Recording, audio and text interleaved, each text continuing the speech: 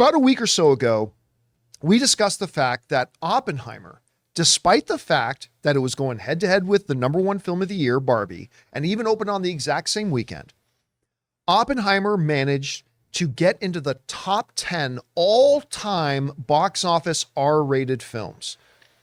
And at the time, we kind of speculated how high can it go? And I thought, I think I can see it getting up to number 6. Yeah, we'll forget that. Because today and tomorrow, Oppenheimer will climb into the number 2 spot. Yeah. As we go over, just a reminder, not including Oppenheimer. This is prior to Oppenheimer. This is when Oppenheimer just got the number 10 spot under Hangover Part 2, right? We had Logan at 614, Passion of the Christ at 622, Detective Chinatown 3 and 699, It, the first It movie at 701, Matrix Reloaded, and then you have the Deadpool films, right? Deadpool 1 at $781 million, Deadpool 2 at 786. Now, we knew it was never going to catch Joker, but I didn't think it would catch the Deadpool films. As of the weekend, it has made $770 million. By the end of today worldwide, it will cross Deadpool 2 and become the number 2 R-rated box office film of all time. Again, I want to remind everybody, this movie opened against, on the same weekend, the film that is going to be the number 1 box office film of the year, which really makes us call into question some of the standard wisdom that we as film fans, including me, often assess. It's like, oh, you're putting that movie within 2 weeks of this other big movie? That automatically means your movie's going to get flushed out. Now, granted, Barbie and Oppenheimer, 2 very different demographics that they're aiming for and going after. But even then, when you got 2 movies of completely polar opposite demographics, you get a lot of people going, oh, you can't open within 1 or 2 weeks of another big film. But there's also wisdom in saying, if an audience wants to see a movie, they're going to go see a movie. And if there's another movie they want to see, they're going to go see that too. And I think this is just, number one, it's a huge feather in the cap for Christopher Nolan, like massive for him. Only beat out by Joker. If it wasn't for Joker, it would be the number 1 R-rated film of all time. It's getting into the $800 million range. It also, like Barbie, is showing incredible legs. I just think this is truly a monstrous money. I said 770. It's actually got to $777 million over the weekend. So there's another tap on that. This is just incredible performance from Oppenheimer, because I still remember going in that weekend, there were a lot of people who did not think a long, slow, talking period piece, no one's going to go see it. Or was it Logan Paul? That thing, he walked out of it. There was a lot of talking in walked that. Out, said, all they did is talk in that movie. All right. So, but I mean, hey, it's all subjective. If that doesn't work for you, that doesn't work for you as a film fan. But that this thing is about to crawl over the $800 million mark, passing Deadpool films.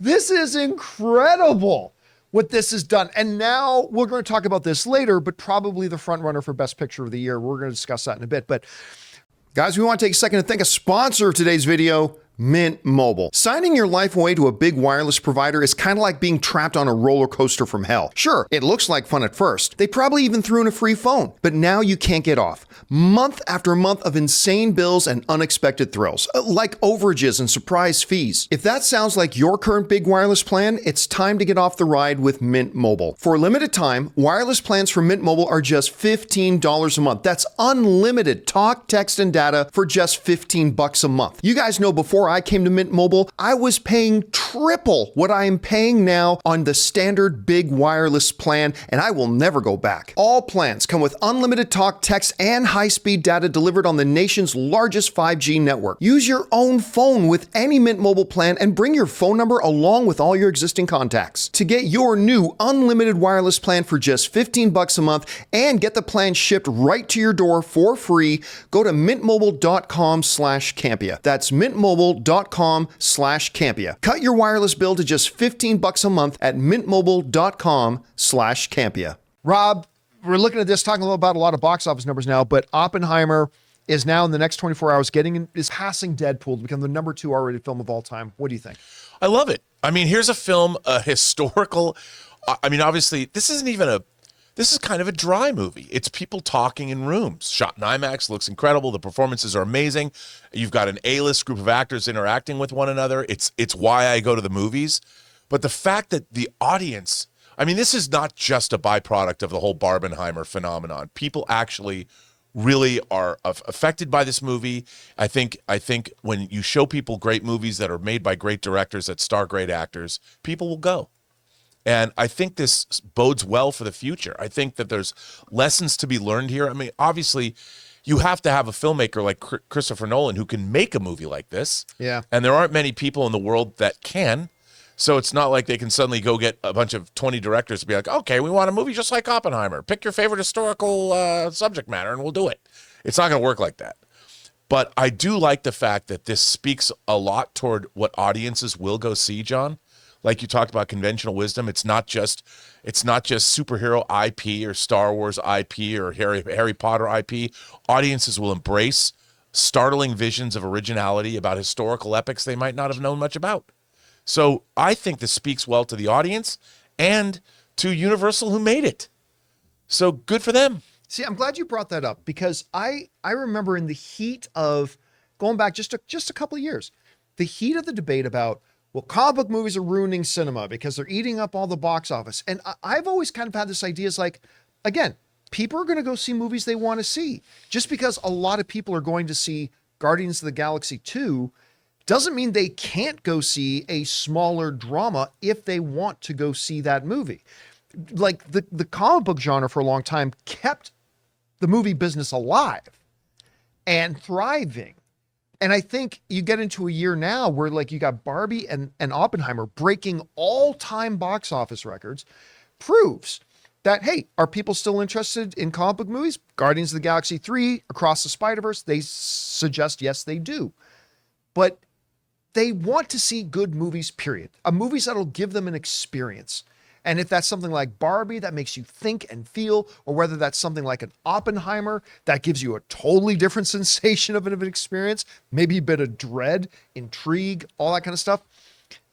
That's why movies are awesome. And that's why they're great. And it's good to see that we're going to have a year where the biggest movies are not comic book movies. No, and you know, Elizabeth, this weekend, Elizabeth and I, we watched The Prestige. We watched Brian De Palma's Blowout, and we watched Martin Scorsese's After Hours.